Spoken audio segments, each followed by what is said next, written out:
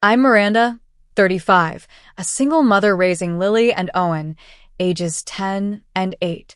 For 15 years, my mother Catherine has rented the same beach house for our extended family vacation.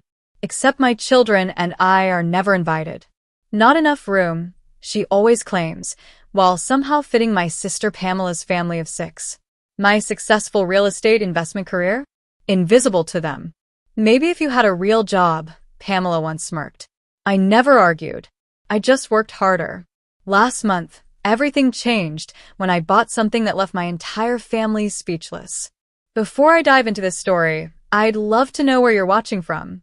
Drop your location in the comments, and while you're there, hit that like button and subscribe to hear more stories about family dynamics and unexpected comebacks. Trust me, you'll want to stick around to hear what I said when my sister called crying about being left out. Family dynamics are complicated, but mine sometimes feel like they were scripted for a soap opera. My mother Catherine, now 62, has always made her preferences clear. From childhood birthday parties to college decisions, my sister Pamela received the lion's share of attention, praise, and support. I was expected to figure things out on my own, to be the responsible one. Pamela, 38, married Thomas right after college. He's a successful orthopedic surgeon, and they have 4 beautiful children: Emily, 14, Jacob, 12, Zoe, 10, and Tyler, 7. They live in a 5-bedroom house in an exclusive neighborhood, complete with a pool and home theater. Their Christmas cards look like they're straight out of a magazine. After my father died from a sudden heart attack 16 years ago, my mother started the beach house tradition as a way to keep the family connected. Every summer, she would rent the same sprawling house on Sunset Beach for 2 weeks. The first year, I was invited along with my then-husband Richard. After our divorce 12 years ago, when Lily was just a toddler and I was pregnant with Owen, the invitations became sporadic, then stopped altogether. We need to prioritize the children, my mother would say, somehow forgetting that I had children too.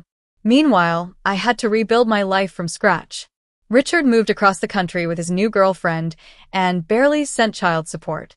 I started as a real estate agent, working nights and weekends while juggling childcare. I took every class I could on property investment, saved every penny, and slowly began building my portfolio. One small property led to another, then another. But to my family, I was just Miranda who sells houses. 3 summers ago, I received the familiar June phone call from my mother. "Miranda, darling, I've been thinking about the beach house arrangements," she began, her voice carrying that fake apologetic tone I'd grown to recognize. "Yes, Mom," I replied, already knowing what was coming. "Well, with Pamela's family, there's just not enough room this year. Thomas's parents will be joining for the first week, and you know how the children need their space." I took a deep breath. What if the kids shared rooms? Lily could stay with Emily and Zoe, and Owen with Jacob and Tyler. I could take the sofa in the den.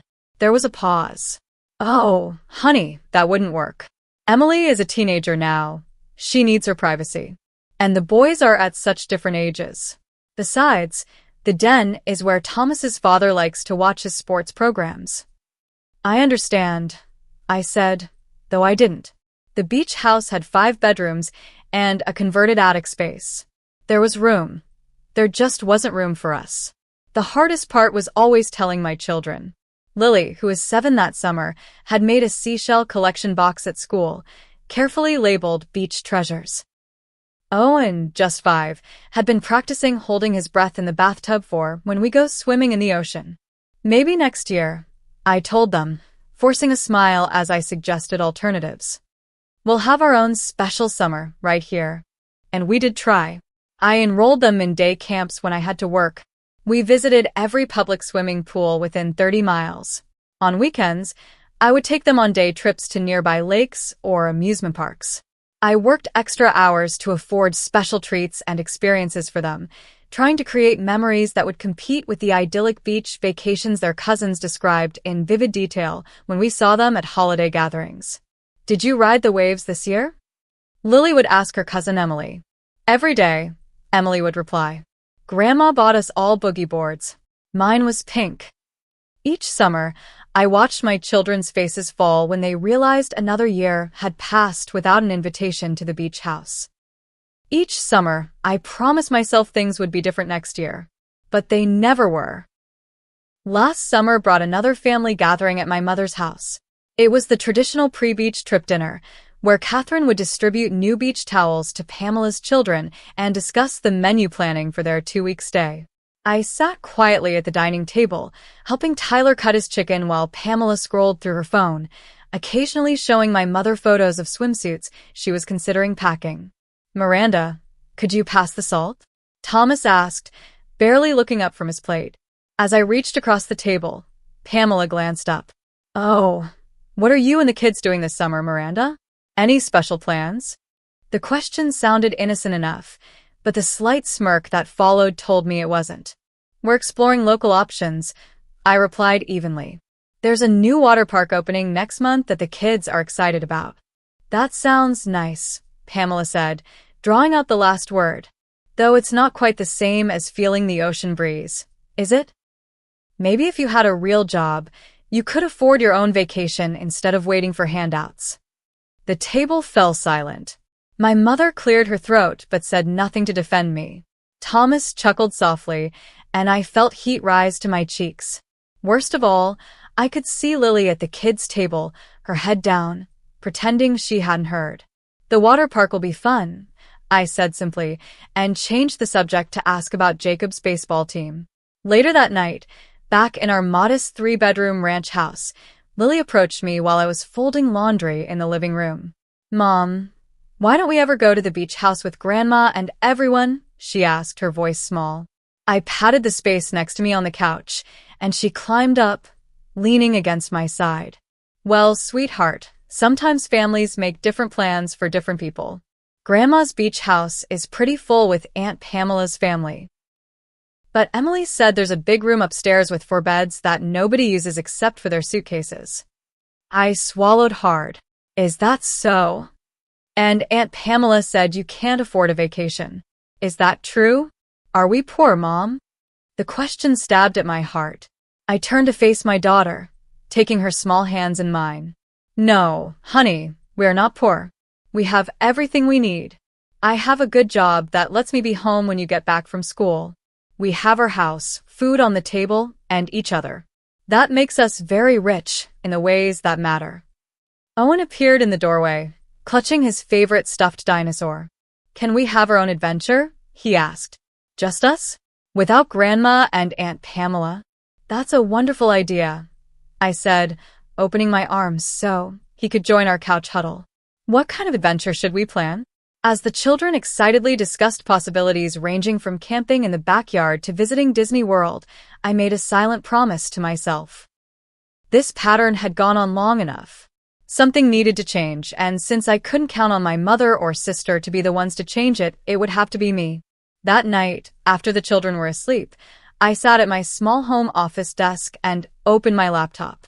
Instead of catching up on client emails, I began researching coastal property investments. I had been careful with my real estate business, building slowly but steadily.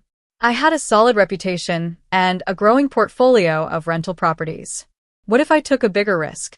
Over the next few weeks, I stayed up late every night, creating a business plan. I reached out to potential investors and partners I had met through my work. I studied market trends in vacation destinations within driving distance.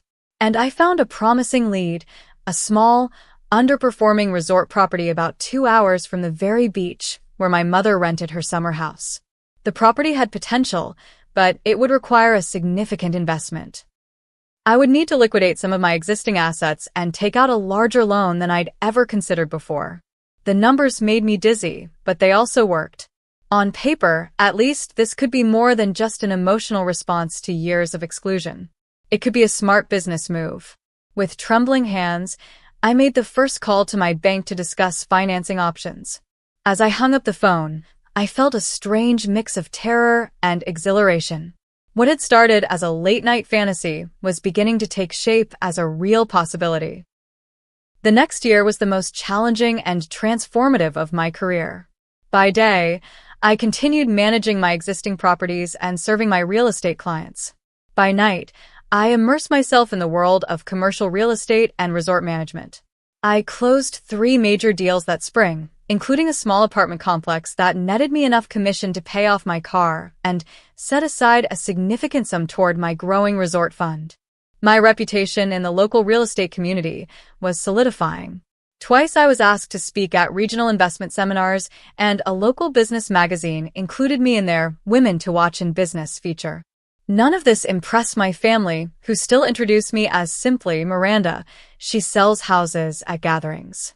In April, I met Barbara Thornton, a successful developer who had transformed several failing hotels into boutique destinations. After my presentation at a real estate investment forum, she approached me with a business card and an invitation to coffee. "You've got good instincts," she told me over espresso the following week. "But you're playing it too safe. What's your big vision?" I hesitated, then pulled out my folder of research on the coastal resort property. Barbara studied my numbers, asking pointed questions about my financing plan, renovation budget, and marketing strategy. After an hour of grilling me, she sat back and smiled. "You might be onto something here," she said. "If you're serious about this, I'd like to mentor you through the process." What followed were 60 and 70-hour work weeks as I balanced my existing business, the resort acquisition process, and single motherhood. I hired a reliable after-school sitter for the kids and scheduled my client meetings during school hours whenever possible. I became an expert at multitasking, reviewing property inspection reports while watching Owen's soccer games and negotiating with contractors by phone during Lily's dance recital intermissions. The kids noticed the change. One night, Lily found me asleep at the kitchen table, my face pressed against a spreadsheet. "Mom," she said, gently shaking my shoulder, "you should go to bed." I lifted my head, disoriented. "What time is it?" "Almost midnight. You said you were just checking one email after dinner, but that was 4 hours ago." I rubbed my eyes. "I'm sorry, sweetheart." "This project at work is really important." "More important than us?" she asked, her voice small. The question jolted me fully awake. "No, never more important than you and Owen. You two are the reason I'm working so hard." I pulled her into a hug. "I promise it will all make sense soon." November brought our family Thanksgiving at my mother's house. Pamela and Thomas arrived in a new luxury SUV, their children spilling out with tablets and gaming devices in hand. My mother fussed over them immediately, exclaiming over how much they'd grown and how smart they looked. "Miranda, you're late," was her greeting to me when we arrived precisely at the time stated on the invitation. Dinner was the usual performance. My mother served Pamela first, then Thomas, then each of their children in age order, before finally offering food to my children and me. The conversation revolved around Pamela's recent kitchen renovation and Thomas's promotion at the hospital. After dinner, as we moved to the living room for dessert, my mother brought out her photo album from the summer beach trip. "Look at these beautiful sunset pictures," she cooed, showing them to the gathered relatives. "And here's Emily on her new paddleboard. Thomas bought one for each of the children." "Can I see, Grandma?" Owen asked, trying to peek at the album. "In a minute, dear," she replied, continuing to turn pages. "Oh, and here's the seafood feast we had for Thomas's birthday. The restaurant brought it right to the beach house. Such service." I watched my children's faces as they absorbed, once again, all the experiences they had missed. Jacob, Pamela's middle son, unknowingly twisted the knife. "Lily, you should have seen the dolphins. They swam right up to where we were building sandcastles. Mom said it was a once-in-a-lifetime thing." Lily nodded politely, but I could see the hurt in her eyes. Later, as Thomas monopolized the conversation with details about the boat he had rented for a day during their beach stay, I found myself reflecting on my childhood. I had always been the responsible one, working part-time jobs since high school to pay for my own clothes and school activities. Pamela had received a car for her 16th birthday. I had taken the bus to my after-school job at the mall to save for mine. My mother had criticized my choice of college. Why not somewhere more prestigious? My career path, real estate? Is that stable enough? And later, my choice of husband. Richard seems nice, but does he have ambition? When the marriage fell apart, there was no sympathy, only a knowing, "I told you so" look and occasional reminders that Pamela and Thomas were celebrating another anniversary. As I drove home that night, with Lily and Owen quiet in the back seat, I realized that the pattern of emotional neglect that had shaped my childhood was now affecting my children. They were experiencing the same sense of being less than, the same exclusion, the same subtle message that they weren't quite as important as their cousins. I gripped the steering wheel tighter. The resort acquisition wasn't just about proving my worth anymore. It was about breaking a generational pattern and showing my children that they deserved better. The coastal property I had been researching was called Seaside Haven Resort, though it had seen better days. Built in the 1980s as a mid-range family destination, it had cycled through several owners who had neglected necessary updates. The current owner, a retirement-age man named Gerald Wilson, had inherited it from his brother and had little interest in the hospitality business. When I first visited the property in January, it was easy to see why occupancy rates had dropped.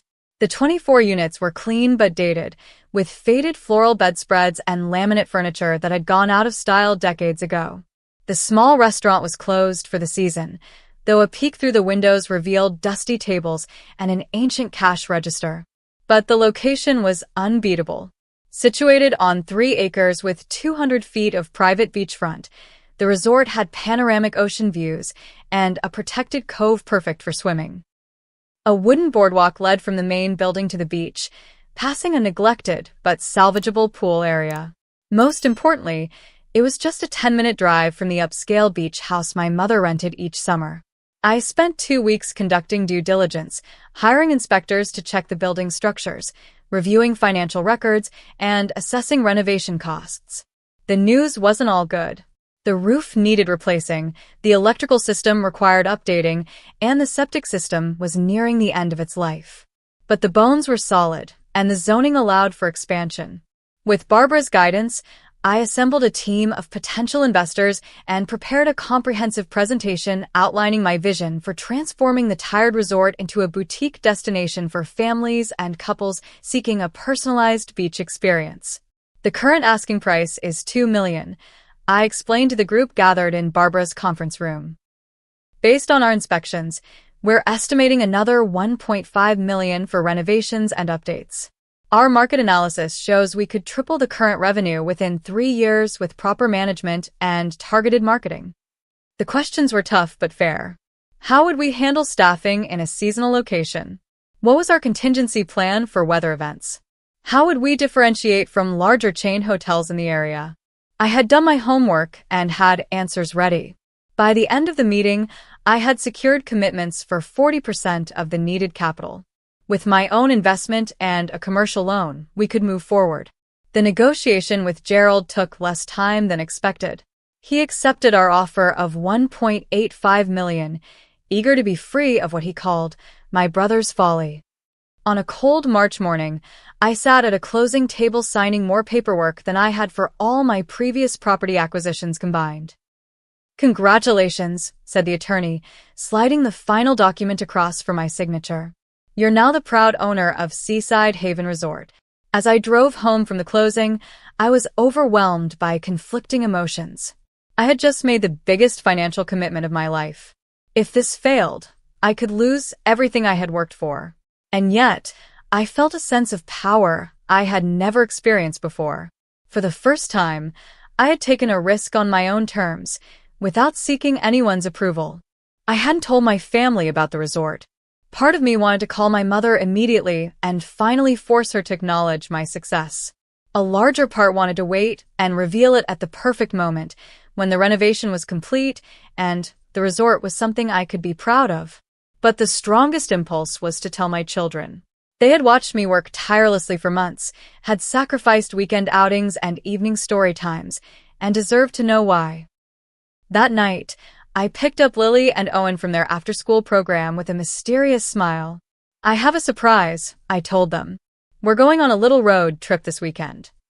"Where to?" Lily asked, instantly suspicious of my cheerful tone. "It's a secret, but I promise it will be worth the drive." The Christmas gathering at my mother's house that year followed the usual script. Catherine announced the dates for next summer's beach house rental, passing out little save-the-date cards to Pamela's family with cartoon seashells on them. "I've already put down the deposit," she said proudly. "Thomas, I made sure to book the weeks that work with your hospital schedule." I noticed no cards were prepared for my children or me. "These will be going out to the rest of the family next week," my mother continued, "but I wanted to give them to you in person." As if on cue, Thomas made a show of retrieving packages from their car. "And speaking of gifts," he announced, "we brought a little something for everyone." Pamela's children received expensive electronic gadgets. My mother received a designer scarf that I knew cost more than my monthly car payment. My children each received generic gift cards to a chain store, with Thomas explaining, "We weren't sure what you liked." My gift was a scented candle, the kind sold in discount bins near checkout counters. "Thank you," I said politely, wondering if they knew or cared that I was allergic to artificial fragrances. Later, as the adults had coffee and the children played in the basement, Lily approached my mother.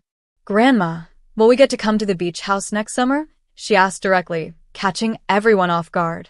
My mother patted her head, absently. "Oh, well, we'll have to see about space, dear. Maybe next year." It was the same answer she gave every year. I caught Pamela's smug look and Thomas's dismissive shrug. They knew, as did I, that maybe next year meant no.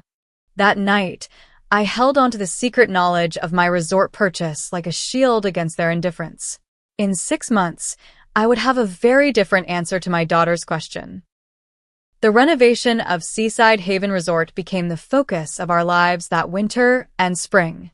I hired a local contractor with experience in hospitality projects and a designer who specialized in coastal aesthetics. Together, we created a plan to transform the dated property into a welcoming retreat that balanced luxury with family-friendly comfort. In February, during a school holiday, I finally brought Lily and Owen to see the property. I had prepared them with stories about a special project, but hadn't revealed the full scope of what I had purchased. "Is this it?" Lily asked as we pulled into the cracked asphalt parking lot. The main building's faded sign hung slightly crooked, and peeling paint was visible even from a distance. "It doesn't look very special," Owen added, his face pressed against the car window. "It doesn't look special yet," I corrected him, turning off the engine. "But it will. Come on, let me show you something." I led them past the reception area with its outdated wood paneling and dusty fake plants, through a side door, and onto the wooden boardwalk that led to the beach. The February wind whipped at our jackets, but the view was spectacular. Waves crashed against the shore, and seagulls circled overhead against a brilliant blue sky.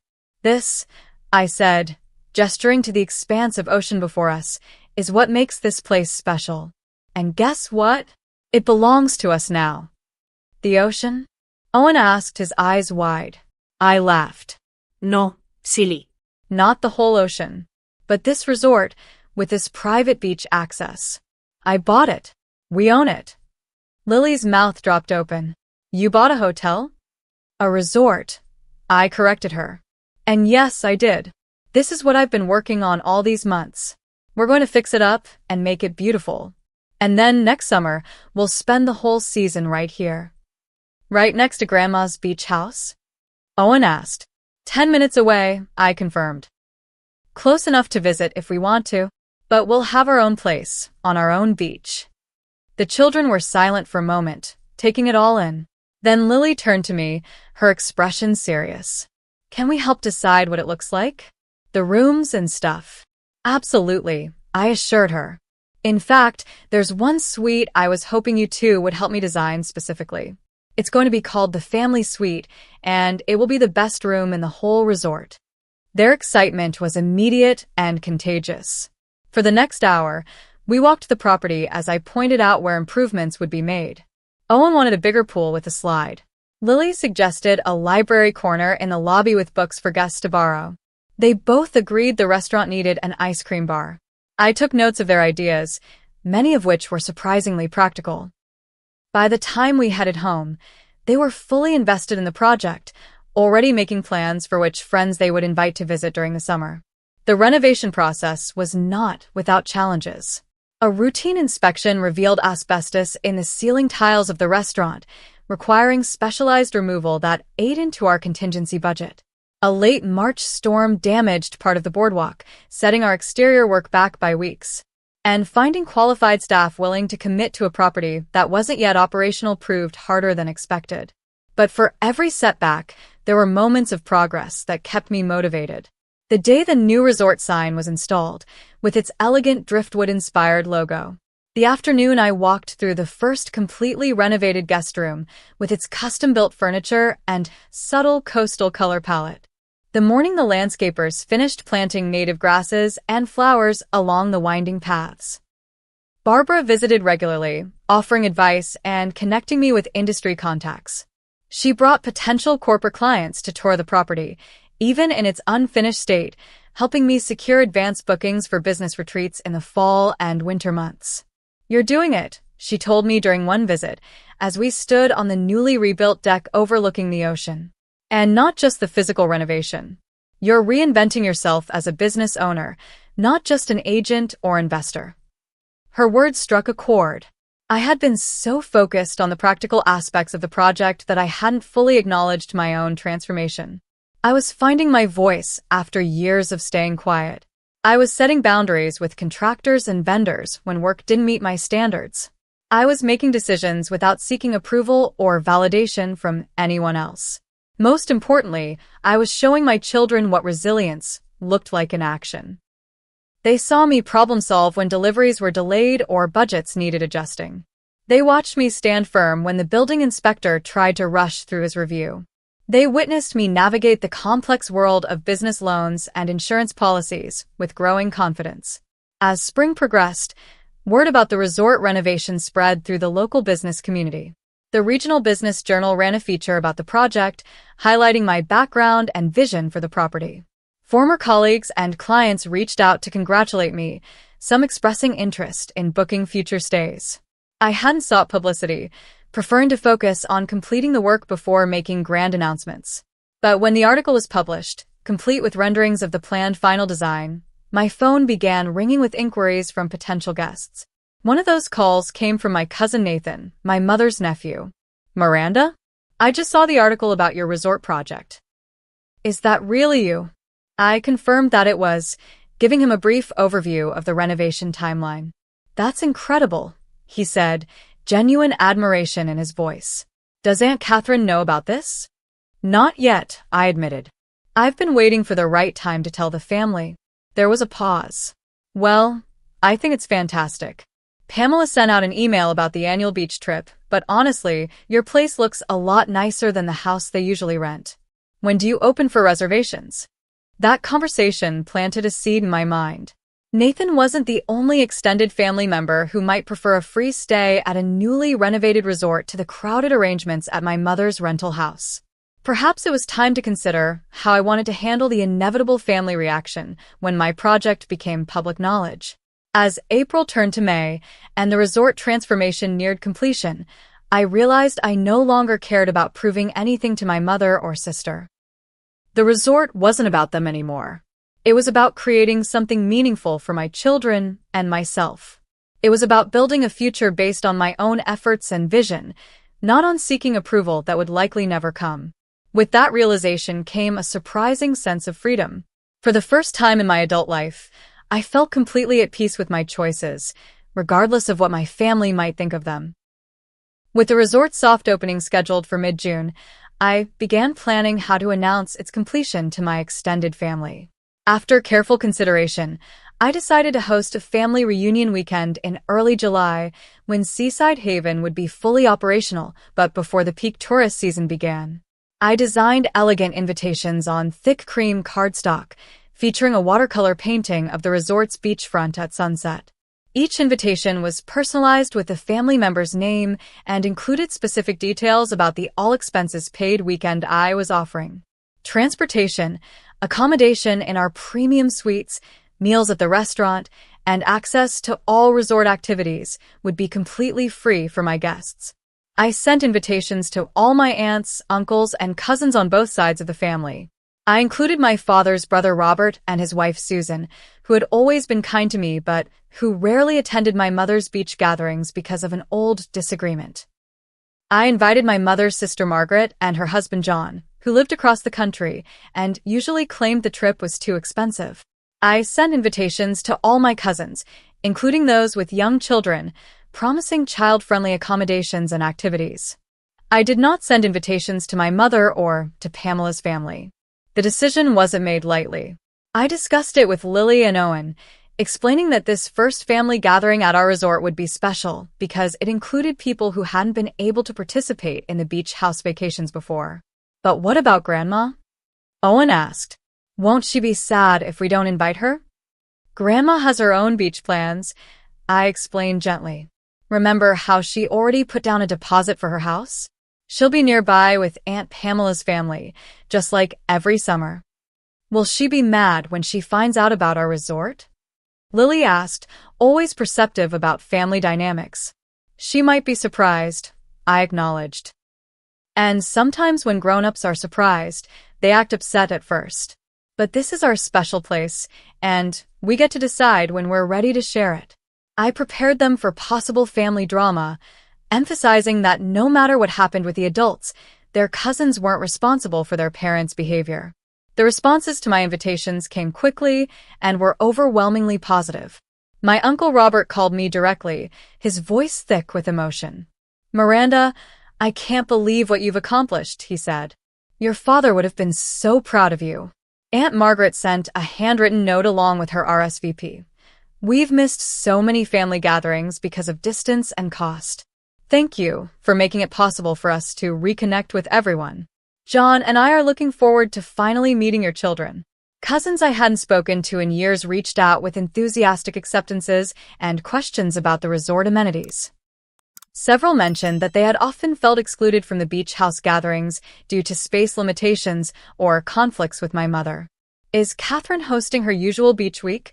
My cousin Nicole asked when she called to confirm her attendance. Will she be joining us at the resort? Mom has her traditional rental house, I explained, keeping my tone neutral. This is a separate event. Interesting, Nicole replied. I could hear the curiosity in her voice, but she didn't press further. As the RSVPs accumulated, I realized that nearly 30 family members had accepted my invitation.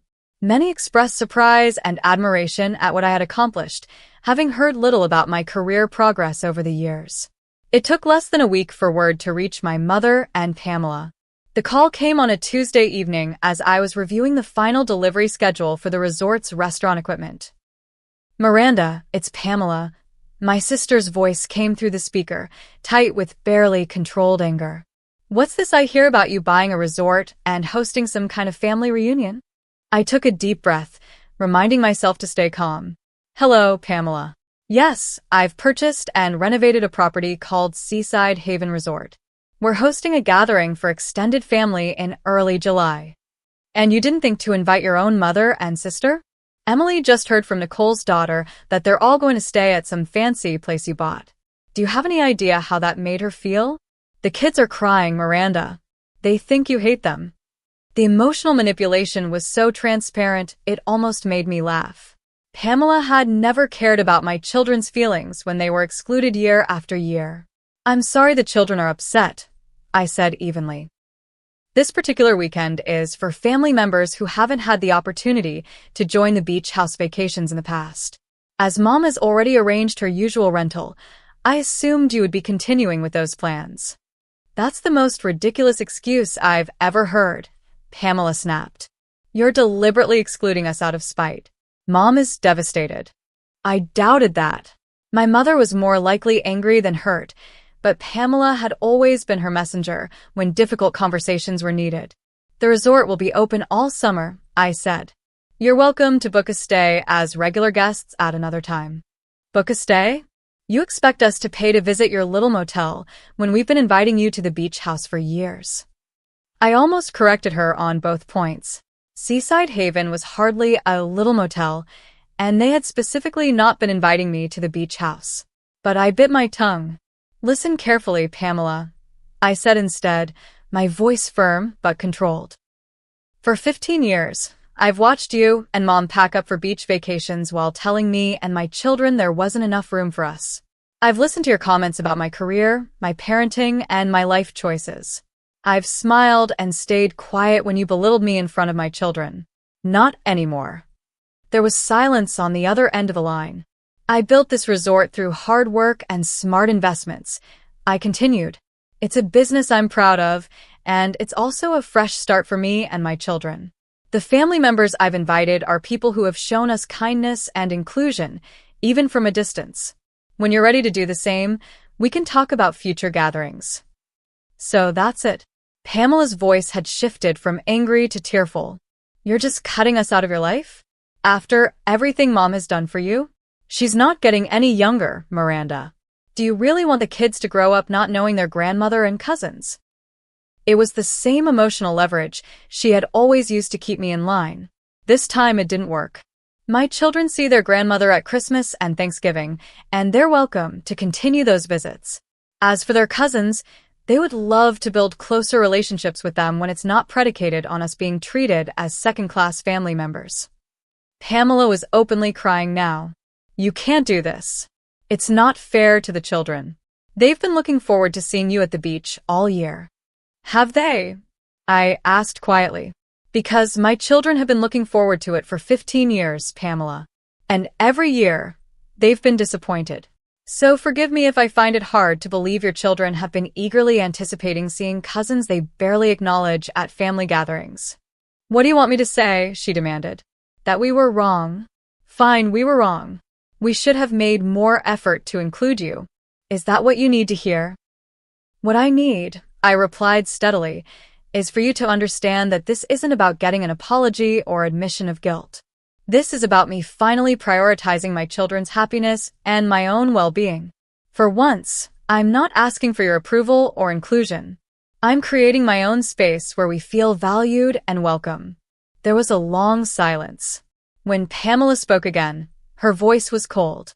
Mom was right about you. You've always been selfish. Always had to make everything about you. Well, congratulations on your little revenge project.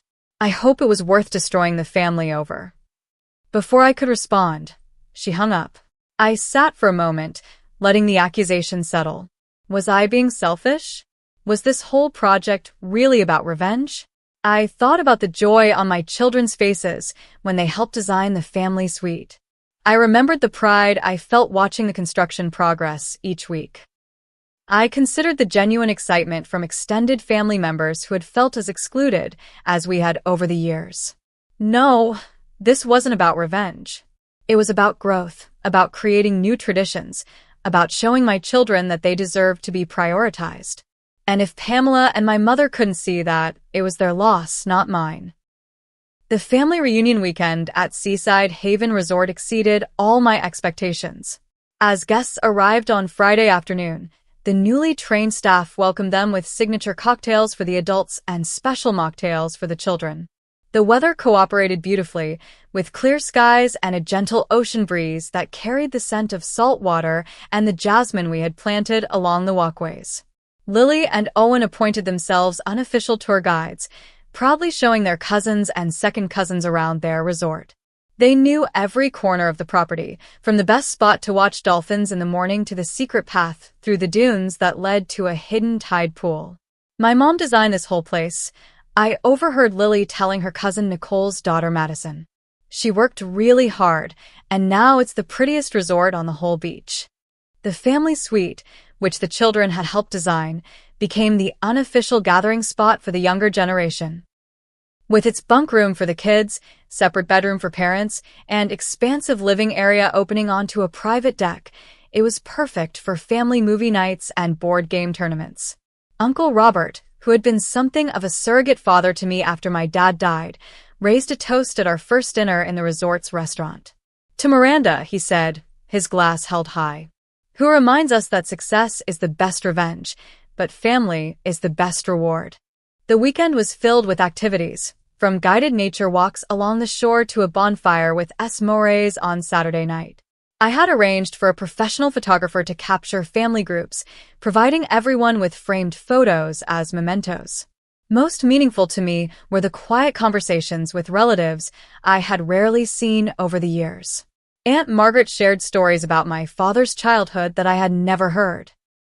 Cousins who had built successful careers in other cities offered business connections and advice for expanding the resort concept. Even distant relatives who had been on the periphery of family gatherings expressed genuine interest in my journey and my children's lives. On Sunday morning, as I was having coffee on the main deck, the resort manager approached me. "Ms. Wallace, there's a woman at reception insisting on speaking with you. She says she's your mother. She doesn't have a reservation, and she seems upset." I had been expecting this moment, though I thought it might come later in the summer when my mother's beach house rental began. Taking a deep breath, I thanked him and made my way to the lobby. Catherine stood at the reception desk, her posture rigid and her expression a mixture of anger and disbelief. She was dressed for church, in a floral dress and pearls, clearly having come directly from her Sunday service. "Miranda," she said when she saw me, her voice carrying across the open space. "What is the meaning of this spectacle?" I gestured toward a small seating area away from the front desk. "Let's talk privately, Mom." Reluctantly, she followed me to the arranged chairs, perching on the edge of one, as if afraid to get comfortable. "How could you do this?" she demanded once we were seated. "Buying a property practically next door to our beach house and inviting the entire family except your own mother and sister? Do you have any idea how humiliating this is?" I looked at her carefully, seeing beyond the carefully applied makeup and designer outfit to the signs of age I hadn't noticed before. There were new lines around her eyes, and her hands, clutching her purse, showed prominent veins and age spots. "That wasn't my intention," I said truthfully. "This resort is a business investment and a new chapter for me and my children." The family gathering this weekend includes people who haven't been able to participate in the beach house vacations for various reasons. "Don't pretend this isn't about punishing me," she snapped. "Robert called to tell me what a wonderful time everyone is having at your resort. He mentioned how proud your father would be of your independence and business acumen." Her voice turned bitter. "As if I hadn't been the one encouraging your independence all these years." I almost laughed at the revisionist history. Is that what you call it? Encouraging independence? Because from my perspective, it looked a lot like being excluded and dismissed. "I always treated you and Pamela exactly the same," she insisted. "No, Mom, you didn't. And we both know it. But that's not why I'm here today, running this resort. I'm here because I saw an opportunity and took it. I'm here because I wanted to create something special for my children. I'm here because I finally stopped waiting for your approval and decided to live my life on my own terms." She was silent for a moment, her eyes scanning the lobby with its tasteful coastal decor and the large windows showcasing the ocean view. "It's nice," she admitted reluctantly. "I had no idea you were capable of something like this. Why didn't you tell me what you were planning? Would you have been supportive?" I asked. "Or would you have told me it was too risky, too ambitious, too much for a single mother to take on?" She didn't answer, which was answer enough. "I'd like to see the rest of it," she said instead. "Since I'm here." I gave her the abbreviated tour, showing her the restaurant, pool area, and one of the standard guest rooms. She made occasional comments about the decor or asked practical questions about staffing and maintenance. It was the longest civil conversation we had had in years. As we walked along the boardwalk toward the beach, she finally addressed the elephant in the room. "Pamela is very upset, you know. The children were counting on seeing Lily and Owen this summer." "They're welcome to visit," I said. "But as guests, not as people doing us a favor by allowing us into their vacation." "That's not fair, Miranda. We never meant to make you feel that way." I stopped walking and turned to face her. "Intention doesn't change impact, Mom. Whether you meant to or not, that's exactly how you made us feel. Year after year." She looked away, watching a pair of seagulls circling over the water. "I suppose we could visit for a day," she said finally, "during our beach house stay, to let the cousins play together." It wasn't an apology, but it was something. A small acknowledgement that things needed to change. "I think that would be nice," I replied. "The kids would enjoy that." As I walked her back to the parking lot, she made one final attempt to regain the upper hand. You know, your independence has always been your strongest quality. I raised you to stand on your own 2 feet, and look at what you've accomplished because of it. In a way, this resort is a testament to my parenting. I could have argued, could have pointed out the absurdity of her taking credit for the very resilience I had developed despite, not because of her parenting. But what would be the point? Goodbye, Mom, I said simply. Enjoy your beach vacation. That evening, as the extended family gathered for a farewell dinner before departing the next morning, I found myself on the beach, watching the sunset. Lily and Owen were playing in the shallow waves with their cousins, their laughter carrying on the evening breeze. Uncle Robert joined me, his weathered face reflecting the golden light. You've created something special here, he said, gesturing not just to the resort behind us, but to the scene before us. And I don't just mean the buildings and the business. I nodded, understanding what he meant. Beyond the physical transformation of the property, I had created a new kind of family connection, one built on mutual respect and genuine affection rather than obligation or tradition. I saw Catherine leaving earlier, he continued. How did that go? About as well as could be expected, I replied. She's not ready to admit any wrongdoing, but she's willing to arrange a day visit during their beach stay. Robert chuckled. Baby steps. That's more flexibility than I've seen from my sister in decades. As the sun dipped below the horizon, painting the sky in shades of pink and orange, I felt a profound sense of peace. The journey that had begun with hurt and exclusion had led to something far more valuable than revenge or validation. It had led to self-discovery, to finding my voice, to creating a legacy for my children based on strength rather than victimhood. Lily ran up from the water's edge, her hair wet and sandy, her smile radiant. Mom. Can we do this every summer? Can all the cousins come back next year too? I pulled her into a hug, sand and all. If that's what you want, sweetie. This place is ours, and we get to decide who shares it with us. And that, I realized, was the most important lesson of all. Not that success is the best revenge, but that creating your own space, literally and figuratively, is the truest form of freedom. 1 year later, the dynamics of our family had shifted in ways I never could have predicted. Seaside Haven Resort had completed its first full season with nearly 90% occupancy, exceeding our financial projections. The family suite had been booked solid from June through August, often by relatives who had discovered the joy of beach vacations without the tension of my mother's orchestration. Pamela and I had established a cautious truce, mostly for the sake of the children. Her oldest daughter, Emily, had asked to work at the resort for 2 weeks in July, earning spending money by helping with children's activities. The experience of having a job and earning her own money had been transformative for her, opening her eyes to a world beyond her parents' financial umbrella. My mother had visited 3 times during her beach house stay, each visit a little longer than the last. She would never fully acknowledge the years of favoritism and exclusion, but she had begun to treat my children with more attention and interest, perhaps seeing them through new eyes now that others valued our company. Most importantly, I had found balance. The resort ran smoothly under the management team I had assembled, allowing me to focus on future investments while still having time for Lily and Owen.